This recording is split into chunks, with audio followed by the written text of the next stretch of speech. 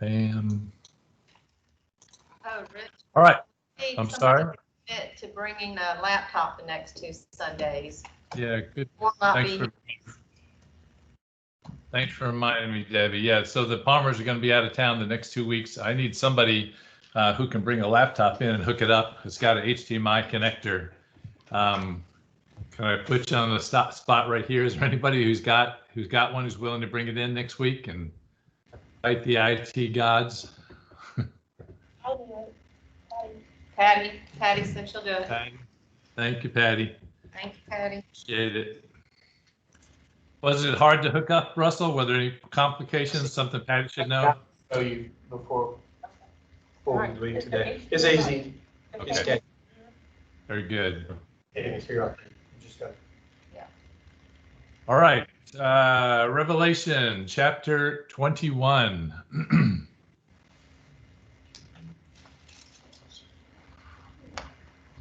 So we are,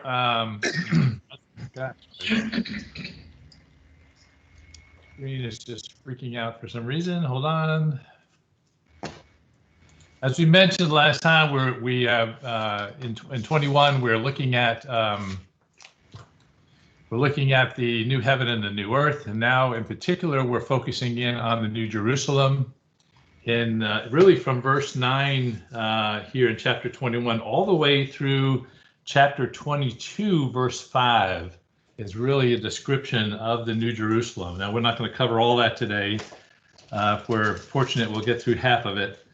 But it really is an amazing description of the New Jerusalem, as we talked about last week. The New Jerusalem is God's house. When we talk about going to God's house, going to my Father's house, this is it. This is His house. This is what it's like. And so, having this description, this amazing description that we have here in these verses, is pretty incredible. Now, let me just say again, kind of where we got to at the end of the last time is that this New Jerusalem, it's where the saints are now, right? It's where when we die, it's where we end up, in the New Jerusalem, in God's house with God, and that New Jerusalem then comes down to earth, as we saw back in verses 1 and 2 from last time. I do want to just read again, I think we read it last time, but it's so important. Go back to Hebrews chapter 11. Hebrews 11, verse 13.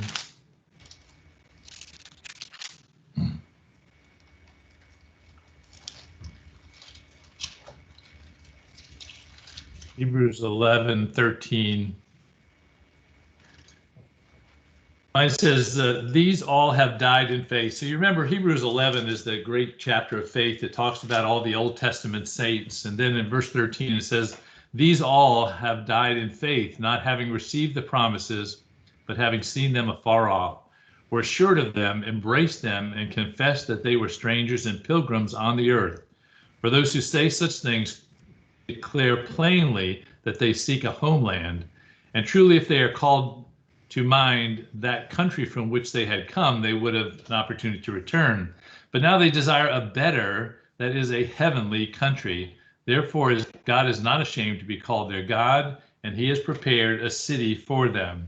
So here he's talking about the Old Testament saints, and he's saying that He's prepared a city for them, and this is that city, the New Jerusalem. This is the city prepared for the Old Testament saints, prepared for all of the saints. But he's pointing that out back there in Hebrews. All right, so let's go to Revelation chapter 21, verse 9. I want to read verse 9 and 10 and then make an important comment. Verse 9 and 10 says, then one of the seven angels who had the seven bowls filled with the seven last plagues came to me and talked with me, saying, come, I will show you the bride, the Lamb's wife. And he carried me away in the spirit to a great and high mountain, and showed me the great city, the holy Jerusalem, descending out of heaven from God. Now, the first thing I want to point out here is that these two sentences, these two verses, correlate very closely. If you go back to chapter 17, Go back to chapter 17. Anybody. Hold on. We're back. This is Samsung, that's why. Oh. No, I'm- We lost the connection there, Rich. Yeah, we lost you, Chris, sorry. Okay. So I read verses 9 and 10. Now I want to go back to Revelation chapter 17 and verse 1 and read that verse. And it says, "Then one of the seven angels who had the seven bowls came and talked with me, saying, 'Come, and I will show you the judgment of the great harlot, who sits on many waters, with whom the kings of the earth committed fornication. The inhabitants of the earth were made drunk with the wine of her fornication. So he carried me away in the spirit into the wilderness, and I saw a woman sitting on the scarlet beast, which was full of names of blasphemy, etc., etc.'" So here, what's interesting is the comparison between these two verses, right? You have the set one of the seven angels coming. He's saying, "Come and I will show you." In chapter 17, I'm showing you the harlot. In chapter 21, I'm showing you the bride.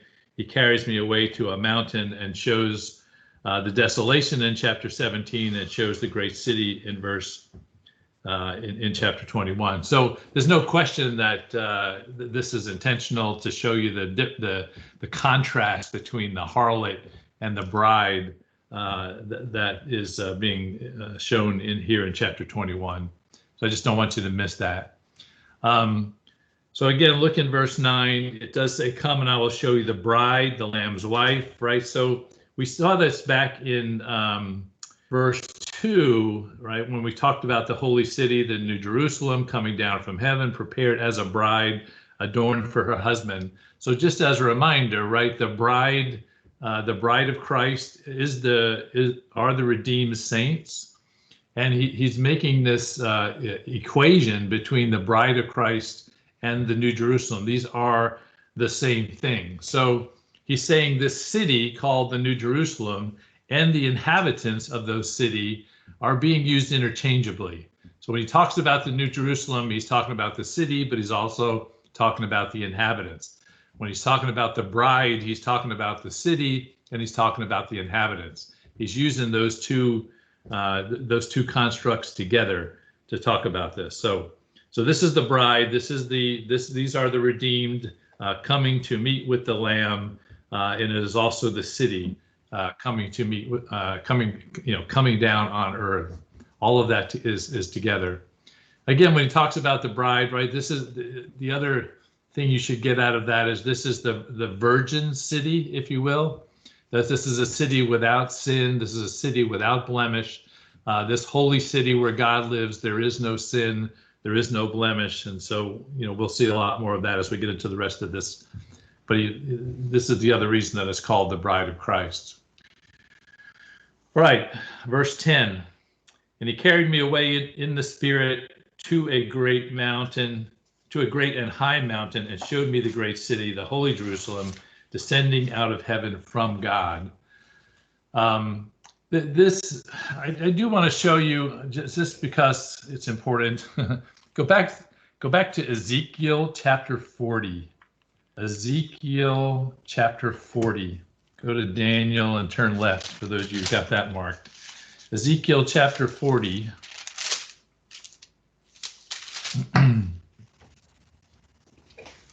We have a great description in Ezekiel 40, 41, 42, etc., describing the new city and the new temple. As we talked about before, sometimes these verses are referred to the temple that is during the tribulation. Sometimes these verses are of the temple during the millennium. And here they're talking about, you'll see we're talking about the city and the temple that is the new Jerusalem and the new earth. So let me just read starting at verse 1.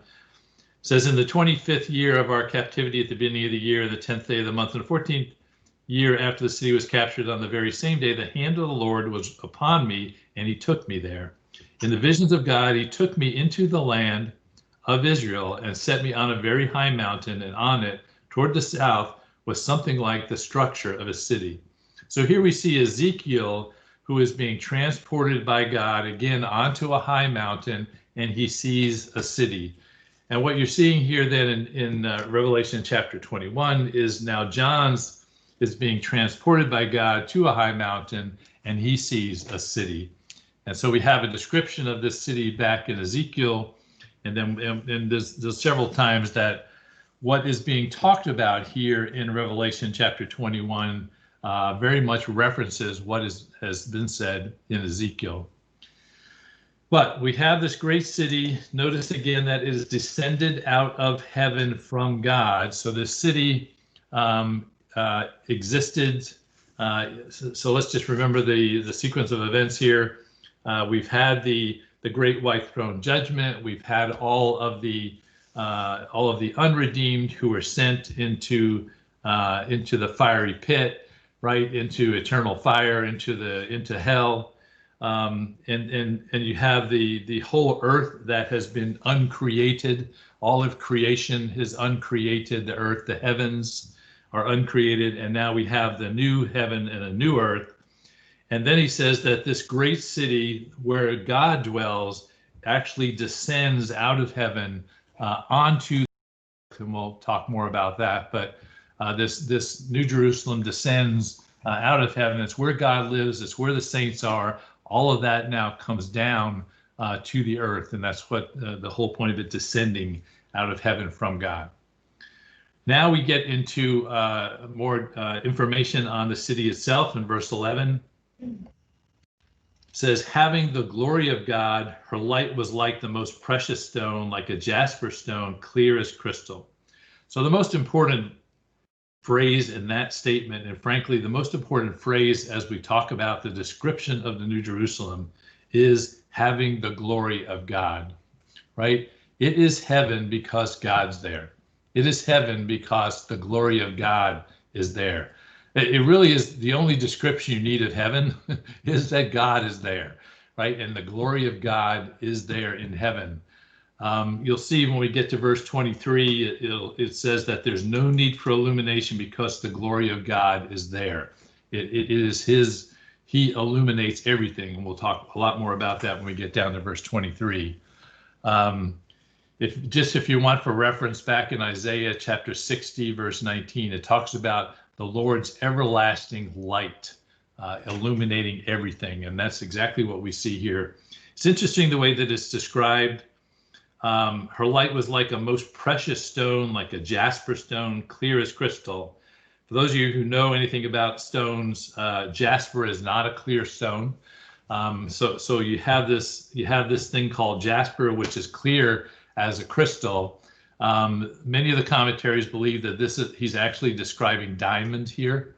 They use the word jasper. It probably would have been better translated as diamond.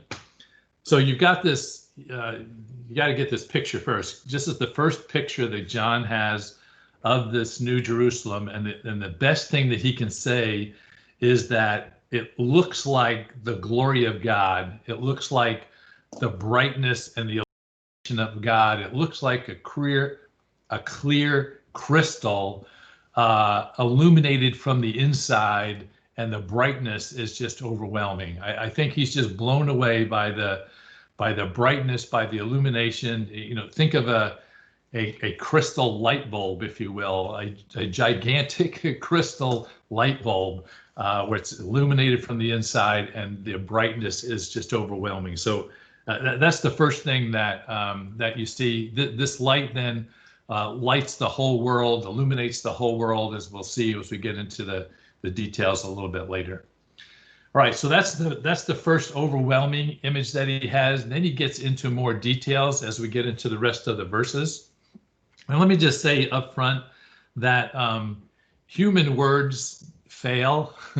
John tries to describe these things the best that he can, but the images and the pictures that we can put in our head fail with regard to the reality of what John is experiencing here. So All right, so let's look at verse 12. It says, also she had a great and high wall. The she there is the New Jerusalem, right? She had a great and high wall with 12 gates, 12 angels at the gates, and names written on them, which are the names of the 12 tribes of the children of Israel. So first of all, it had a great and high wall. We'll actually get the dimensions of this wall a little bit later when we get to verse 17. So I'm just going to not talk more about the wall right now. But it had a wall circling it. This is all about, protection. This is all about security, right? It also has 12 gates and 12 angels. It's interesting that it has the angels at the gates here. The angels at the gates are not to keep people out. We are going to be inside of this great New Jerusalem. It really is, again, a picture of protection, also a picture of selection, if you will. Think of this New Jerusalem as a new Garden of Eden. You remember that God put angels around the Garden of Eden for protection, and so that no one else could get in, right? So this is about the selection of those who are in there. Those are the redeemed, and God has placed the angels around at the gates. There's 12 gates, right? This is and it also has the 12 names of the 12 tribes of the children of Israel. Now, for those of you who are literalists, which means everything that's written here is exactly how it's going to be when we get there. That's fine. Rest in that. I lean more towards somewhere in between. I'm not a pure literalist and not a pure symbolic person, right? Somewhere in between.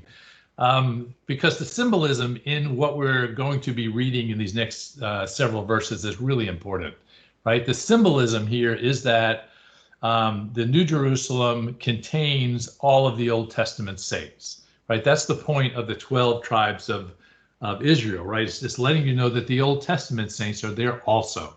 We'll look in a minute about the apostles, but the picture that he's trying to paint is this New Jerusalem is encompassing of all of Israel, all of the all Israel as described in the book of Romans, right? All of those who have followed after Abraham in faith.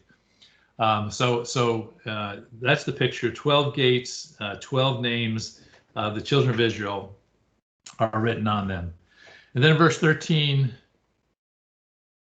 so I want to make sure I don't miss a piece here because there's important stuff in all this. 3 gates on the east, 3 gates on the north, 3 gates on the south, 3 gates on the west of the city. This is a very similar picture to what we saw in the tabernacle. As they were in the wilderness, they also had the same kind of description of 3 gates on each north, south, east, and west. So it's hearkening back to the original tabernacle here as he talks about the New Jerusalem. I go to verse 14. It says, now the wall of the city had 12 foundations, and on them were the names of the 12 apostles of the Lamb. So here again, we have the symbolism that the 12 apostles are the foundation. So not only are the Old Testament saints in this New Jerusalem, the New Testament saints are there also. So again, the picture is all of the redeemed are here in the city, both the Old Testament and the New Testament. I will ask you to look back at Ephesians chapter 2. Ephesians chapter 2, just a connected verse.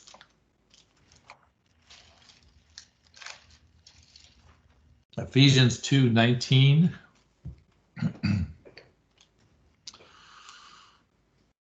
It's a wonderful verse. Ephesians 2:19. Mine says, now therefore you are no longer strangers and foreigners, but fellow citizens with the saints and members of the household of God, having been built on the foundation of the apostles and prophets, Jesus Christ himself being the cornerstone, chief cornerstone, in whom the whole building being fitted together grows into a holy temple in the Lord, in whom you also are being built together for a dwelling place of God in the Spirit.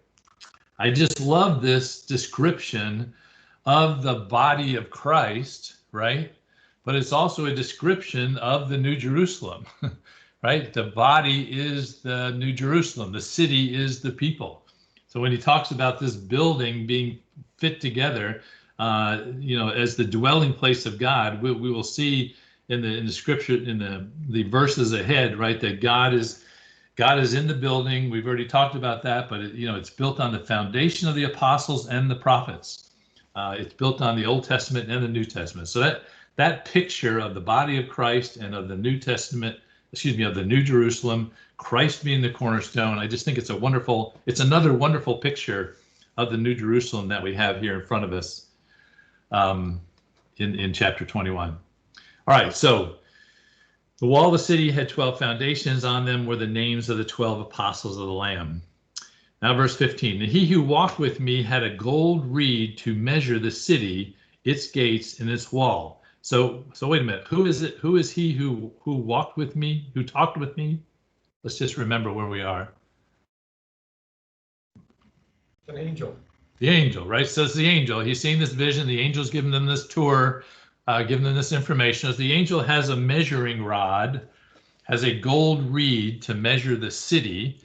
If you just flip back for a minute to chapter 11, we saw this measuring rod before. In chapter 11, verse 1,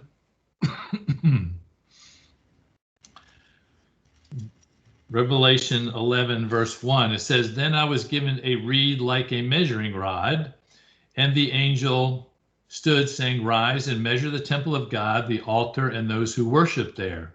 But leave out the core of the outside of the temple. Do not measure it, for it has been given to the Gentiles. They will tread the holy city underfoot for 42 months. So here, as we were walking in the tribulation, he's measuring the temple, and we made the point at that point that what he's really doing is he's scoping out, he's measuring what belongs to God, because you notice there it says not only you're measuring the temple, the altar, and all those who worship there, right? He's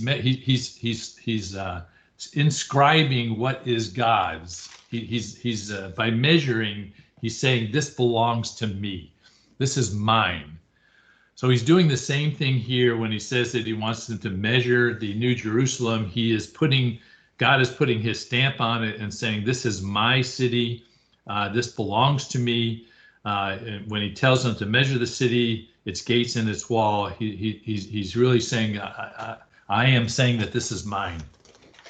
Now, then he goes into the details actually of the measuring. Hey, Rich. Which is, yeah, go ahead. Yeah, not that it's a big deal, but back in Ezekiel, it says the guy had a linen cord and a measuring rod. But here in Revelation, the angel has a golden. Make any difference? One's gold and one's cord, or just regular measuring rod? I think you just dipped it in gold now that you're in heaven. No, I really have no idea. Okay.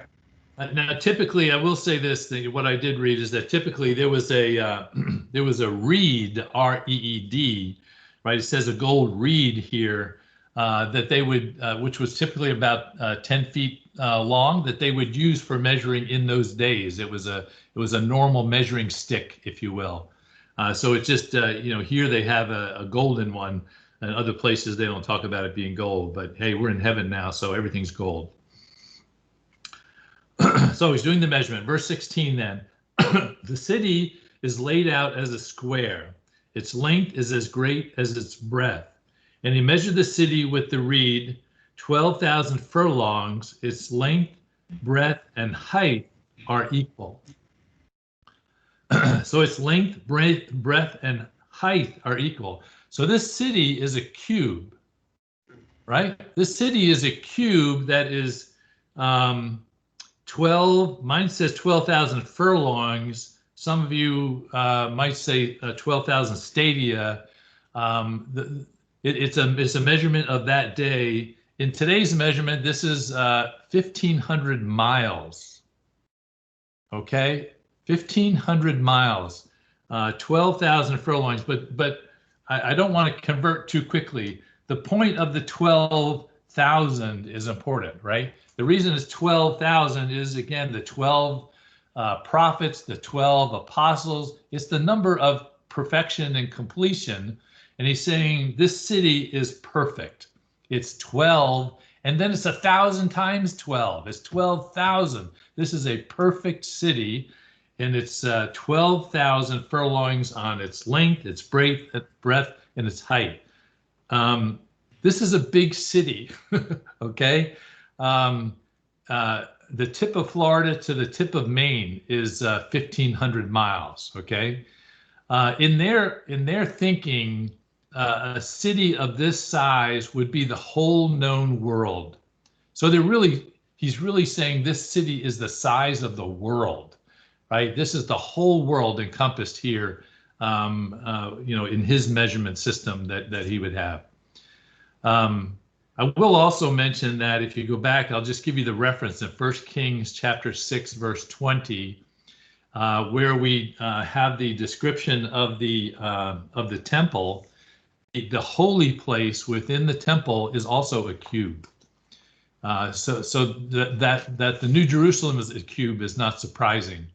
But again, think of it: 1,500 miles long, 1,500 miles wide, 1,500 miles high. This is quite a cube. This is so one of the and who's in this thing? It's all the redeemed from all of time are in this New Jerusalem, right? So for those of you who are doing math in your head, the question then is, can all the people fit in that city? So one thing you got to realize is it's a cube, and at that point in time, we'll be in glorified bodies, which don't have to work in 2 dimensions, which can work in 3 dimensions. So this is this cube is 3 billion cubic feet, right? 3 billion cubic feet. I'm a little bit of a nerd. I did the math. 3 billion cubic feet. If we have so far on the earth, we've had about 100 billion people who have been born and died. If you consider that, 20% of those people have been saved, and I think that's a generous number. So that's 20 billion residents have to be in this New Jerusalem. You end up with each person ending up with 25 billion cubic feet of space inside this New Jerusalem. So that sounds like a lot, but your 2,000 square foot house is 8 billion cubic feet. So this is 25 billion cubic feet. It's a really good sized house, okay? And if you remember back in John, it talks about Jesus is going to prepare rooms for us. We have this picture of mansions, but he really says he's going to create rooms for us. So this is our room, about the size of 3 good-sized houses as the room that you're going to have, assuming that 20%, 100 million people, blah, blah, blah. All right. So those of you who are worried about there's not enough space there for me, there you go. I do think, frankly, that he's more concerned here about this is 12,000. I think that he's saying it's a perfect size. It's perfect for God. It's perfect for all of the redeemed. That's the real message he's trying to get across. Because the other thing is, what is the size of the new earth? We kind of in our heads think, well, it's obviously the size of the earth now, but why would that be? What's the size of the new heavens? What's the size of new glorified people? Maybe we don't need so much space, right? Or maybe we need a lot. I don't have any idea. But anyway, you can get tied up in doing all these calculations and waste a lot of time. I think the point is, again, this is a perfect place. It's a perfect size for us. And that's the point that he's trying to get across. All right, so let's move on to verse 17. Then he measured its wall 140 cubits according to the measure of a man, that is of an angel. So first of all, he measured the wall. We mentioned the wall a little bit earlier. So around this city is a wall. The point of a wall is protection, security, etc. Again, the number that he uses here is 144 cubits, which of course is 12 times 12, right? He's using that number 12 again. So he's saying that the wall is a perfect size. What's interesting is if you do the math, that's a 72-yard wall. You got a 1,500-mile New Jerusalem with only a 72-yard wall. That seems kind of silly. Why do we need this wall? We got the city goes 1,500 miles. It's not me. You're in charge. Did you lose me again?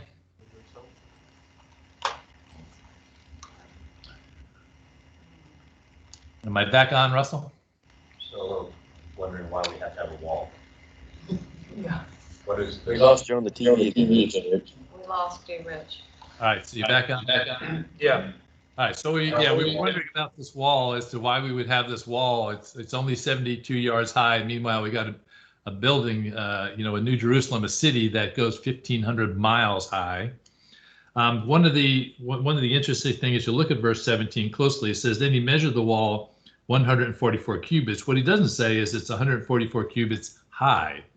It could very well be 144 cubits wide, right? It could be 72-yard wide wall, 216 feet thick is this wall that surrounds it. And it may go up 1,500 miles, who knows?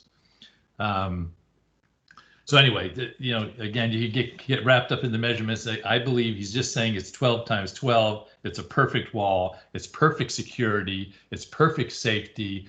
No one can take you away from heaven.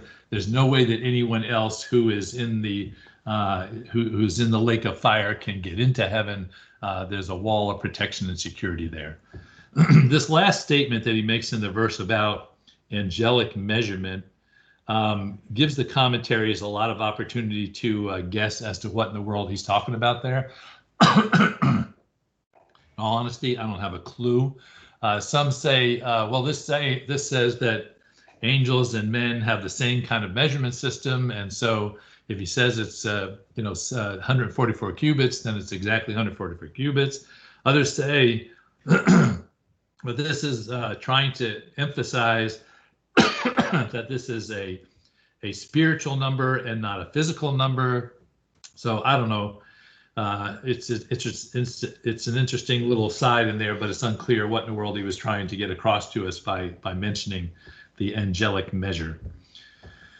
So let's look at the wall itself. In verse 18, the construction of its wall was of jasper, and the city was pure gold, like clear glass. So again, here you have jasper and you have gold like clear glass. We know that neither jasper nor gold is clear glass, but he's saying what he saw was walls of jasper and a city that is pure gold, all of it like clear glass.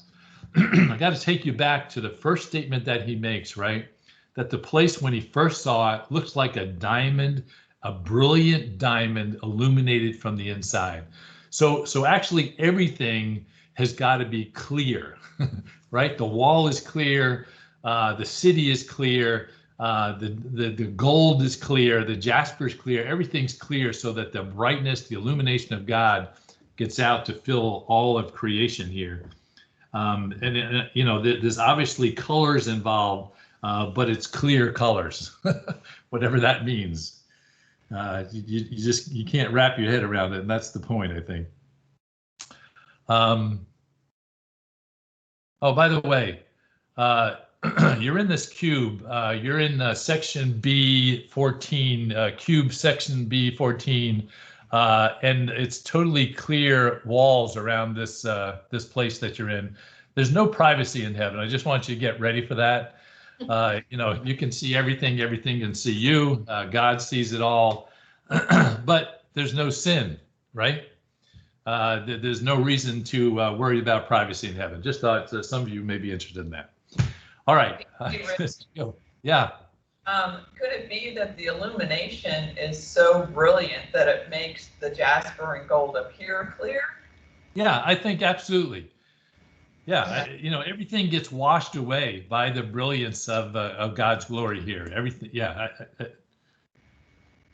Again, you got John seeing this through human eyes and trying to explain it to us, and this is the best way that he can do it.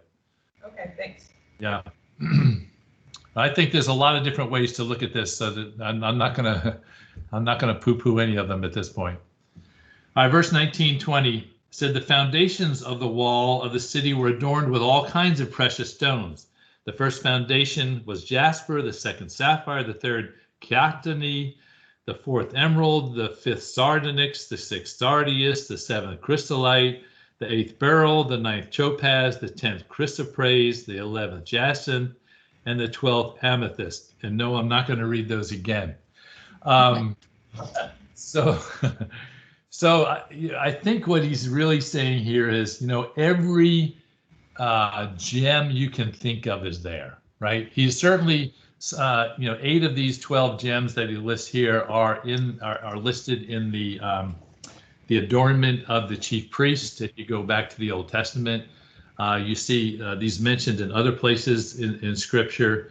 But I think he's just listing off every gem and crystal he can think of. He's saying they're all there, right? I mean, it's not only, it's saying two things to us. One, just the beauty of the place, right? Overwhelming beauty. And, as Karen said, even these gems are washed out by the illumination of God, right? They're overshadowed, but at the same time, they add color and they add substance and they add beauty to what they're seeing. I think the other thing is the overwhelming riches of God, right? I mean, you got a gold city, you've got diamond walls, you've got all of the gems of the world making up the foundations of the wall. I mean, it's just, it is to give you a sense of awe about God and about this New Jerusalem. There's no question about that in what he's saying. And it continues. Verse 21, the 12 gates were 12 pearls. Each individual gate was of one pearl, and the street of the city was pure gold, like transparent glass. So here you have these 12 pearls, and each gate was one pearl. Now, that's some oyster that's produced these pearls. And I think you just got to recognize God, these are pearls of God's own making, right? These are pearls that God has made. Now, how tall are these gates? They could be 1,500 miles tall, right? I mean, if it's a gate that opens up to one side of the city, it could be. This is a gigantic gate, and it's all made from one pearl that God has made. Again, I think the picture here is not so much about. I mean, it is supposed to blow us away about the size, yes, but it's also, again, God's riches, God's beauty. The other thing, though, is pearls in Scripture are also often connected with Christ's redemption. It kind of points us to Calvary in that pearls are created, as you know, by an irritation within the oyster, and then they cover the irritation and they create this pearl. In the same way, Christ has covered our sin, right? So this is a picture as people would go in and out of this gate to remind them of salvation, to remind them of the gospel. And I think that I don't think we should miss that picture either here. All right. So verse 22, what time we got? Oh, we're good. Verse 22, we'll just do a couple more and then we'll save the rest for next time. But I do want to get this one. But I saw no temple in it, for the Lord God Almighty and the Lamb are its temple. So there's no temple in heaven. There's no temple in the new heaven because God is the temple. You remember back in John when Jesus was confronting the Romans, and he said to them, if you destroy this temple, I will rebuild it in 3 days, right? And they got all messed up in their heads. Well, it took us 43 years to build this temple. No way you're going to, renew this temple in 3 days. And of course, he was talking about his body, right? He was talking about, if you kill me, I will be resurrected in 3 days. So here you have that picture kind of coming to fruition where he's saying that God and the Lamb are the temple. They're the real temple. They're the place of worship, right? There's no place there's no place of worship in heaven. Let me say that again. There's no place of worship in heaven. All places will be places of worship, right? Because all places will be where God is. All places will be where Christ is. If you go back to verse 3 again, in this wonderful verse, in verse 3, it says, I heard a voice from heaven saying, behold, the tabernacle of God is with men, and he will dwell with them, and they shall be his people. God himself will be with them and be their God. I think this is an expansion of that statement, that we will live in his presence. And I mean, you could say within his presence, right? We're going to be, there is no temple. We're in the presence of God. The city is the city is within the presence of God. The city is within the temple of God. We are the city. We are within God. I mean, the intimacy of the relationship between us and God, again, is being emphasized by there being no temple. There's no intermediary. There's no place that we have to go in order to be with God. We are with God. We are in tabernacle with God. We are in presence with God. We are in worship with God at all times. Now, let me do verse 23, and then we'll stop, because we get into a little bit of complication. We get into the rest of the verses.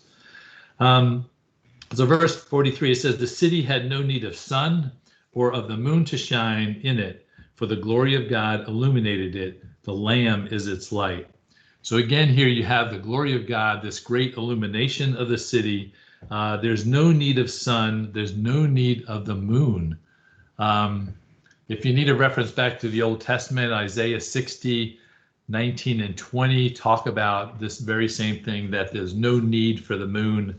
The moon and the sun are not needed. What's interesting here to think about is that the earth is going to be very different from the earth that we know now, right? There's no sun. There's no sun giving light. There's no sun to raise plants on, right? There's no, we'll see in a couple of verses, there's no darkness ever. This light is illuminated constantly. The whole cycle of the earth is different. So I'm trying to get into your heads that we got this New Jerusalem, which is this cube, which is where we all will be, which is where God is. And we have it on or in or a part of a earth, which we don't really get a good description of. And a heaven, which we don't get a good description of. I really think what we have here is we are in the presence of God. Whatever that is, it is the New Jerusalem, it is the new earth, it is the new heavens, it is what it is. It's the new, our glorified bodies are going to be with God in his presence, in his glory, for all eternity. And that's the point, I think, of all the things that we have said up until this point. So I'm just going to stop there for now, and we'll pick up there and go on through, as I said, verse 5 in chapter 22 to talk about the rest of this description. It is a incredibly glorious description of this new reality, this new Jerusalem that we have in front.